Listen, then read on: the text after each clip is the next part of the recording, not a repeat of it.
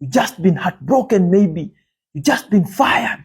You just gotten that rejection email and you go and see Abdulaziz smiling on his deathbed and saying, I'm fine, in their eyes. Abdulaziz looked at us, looked at the crowd, around 100, 200 people, and he said just one word. Usilie. Usilie. That was the cue. People cried. Or we say people crowed. People cried. We cried. This brother that had gone to India and had been told, you only have 1 month to live, was the one giving us hope. This is Brother Abdulaziz. He died a few years ago of cancer. And for those who know him, he was one of the best people I've ever met. In terms of, he was positive, but he taught me a very powerful lesson on his deathbed that I want to share with you.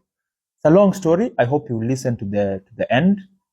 Powerful lesson. But before I tell you the story, I want you to do 3 things for me. Number 1, I want you to pray for him. I think we have forgotten him. He's not good. Number 2, I want us to help his mom and do a Sadaqah project. And number 3, I'll tell you at the end. So this brother, Abdulaziz, had cancer, and his right or left leg had been amputated twice. The cancer bado haikuisha. A tumor kwa kichwa yake, very big tumor, the size of his head. But this brother was the most positive, optimistic, ever smiling guy I ever met. And we had a clique of friends that were helping him. They'll comment here and they'll tell you, this is they'll affirm what I'm saying. One of the most positive guy. So what happened? We were trying to help him. We were a clique of friends, like I said, we were helping him. So one day, I was in town. We were taking turns. We had some female friends, male friends, Muslim, non-Muslims. So we'll go to his house, tend to him, take him to hospital, and stuff like that. So this brother had just come from India. And on that day, I was in town with my friend Faisal Qasim and a brother called Mohammed Lefti, I remember, yes, in town. So we had just gone to pray Maghrib. Maghrib is the evening prayer for us. So my phone was airplane mode. When I switched on the phone, I found so many missed calls, or I tried calling you. Just before I could go through them, a message popped up.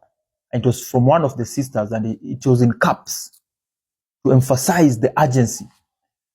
So it said, Brother Abdulaziz is in critical condition. Please. And there is no one, only the mother and us ladies. So as soon as possible, if you can make it even earlier than that, and we were in town. Hey, it was raining. I remember it was raining, and we were in white kanzus. And we were a bit big-bodied then, big boned we say, we were kidogo nono. So we started looking for a motorbike, and we were running. Faisal and I and my friend Lefty started running, because from town to Korogocho, that was in Korogocho, there was no Uber then.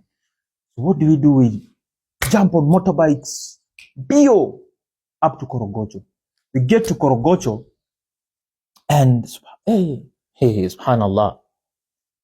You know, the eyes, we just saw him, and we knew this brother, he was going. It was tough, and this is your friend. And so we called an ambulance. I don't want to make the story long. We called an ambulance. Listen, this brother, he had no one leg. He didn't have one leg, and the tumor on his head. So carrying him was difficult. We couldn't carry him. So what do? We carried the mattress that he was sleeping on. We carried it to the ambulance. On the way, the guys are trying to help him, first aid here and there. We get to Aga Khan. When you go to Aga Khan, he was now a celebrity. His story was on social media. He had gone to India, mainstream media. A lot of people knew Abdulaziz. So even the doctors, and he had been to Aga Khan, multiple times. So the doctors knew him.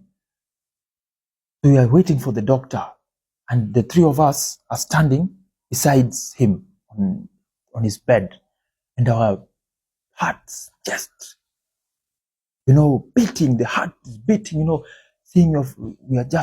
thinking we are just about to see our brother dying. It's the first time I'm in a situation like this. And the doctor comes in. He looks at Abdulaziz. He was worn out. Couldn't speak.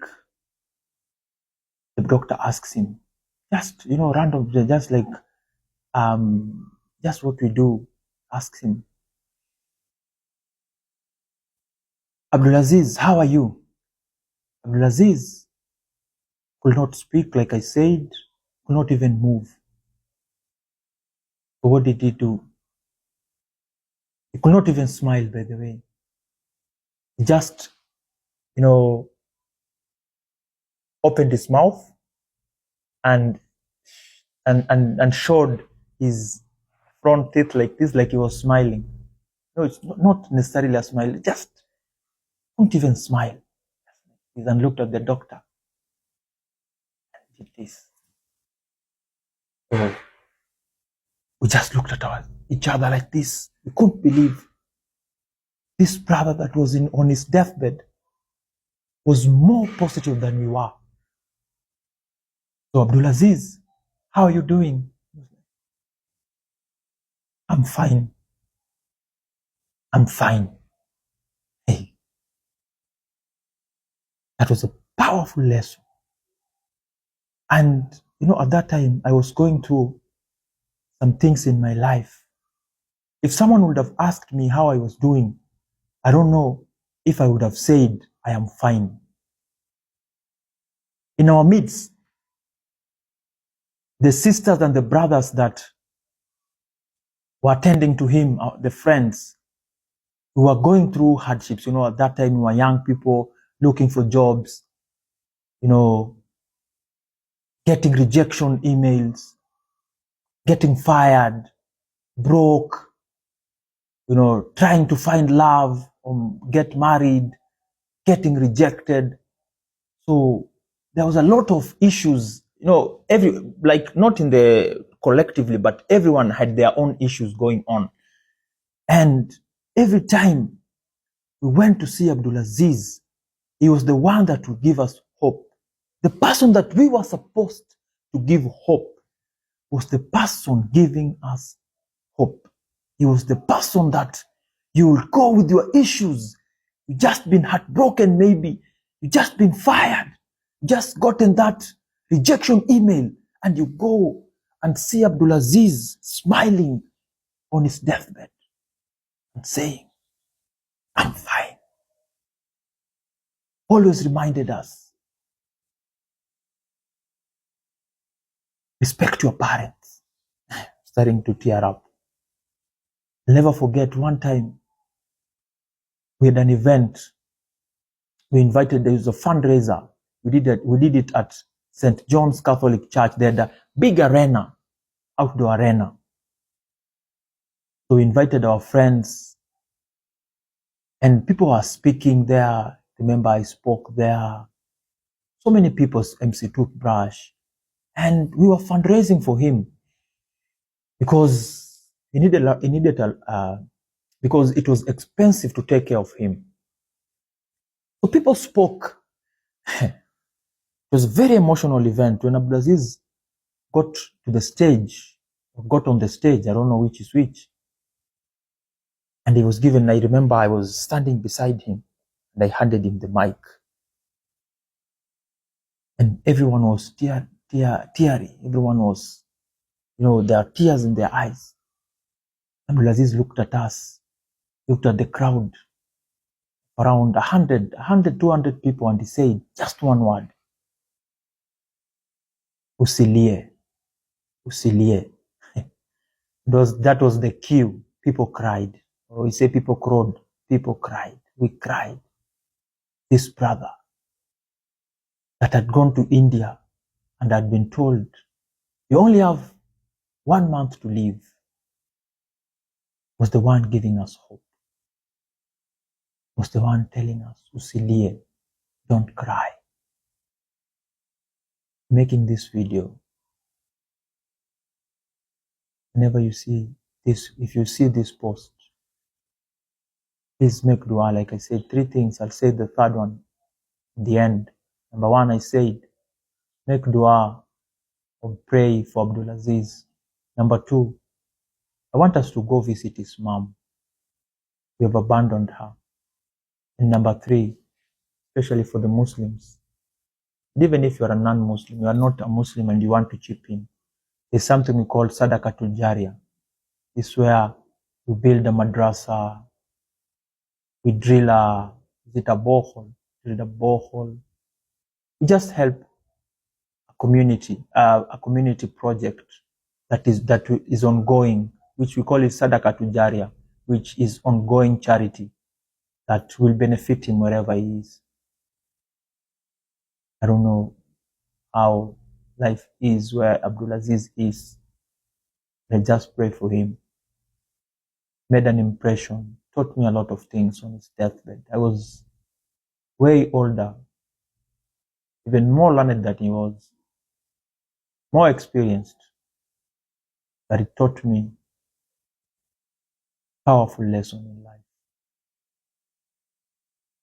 Ya Abdulaziz, Ya Rab, please make his stay in the qabr, make it easy for him.